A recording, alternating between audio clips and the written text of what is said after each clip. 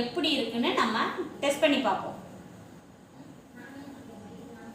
Press பண்ணால் அப்சர்வேஷனே இல்லை, ஃபுல்லாக பீட்ரூட் ஜூஸ் நம்மளுக்கு வெளியே வருது. அதே மாதிரி நம்ம XY பிராண்ட்லேயும் செக் பண்ணி பார்த்தோம்னா அதுலேயும் அப்சர்வேஷனே இல்லை, எல்லா ஜூஸும் வெளியே வருது.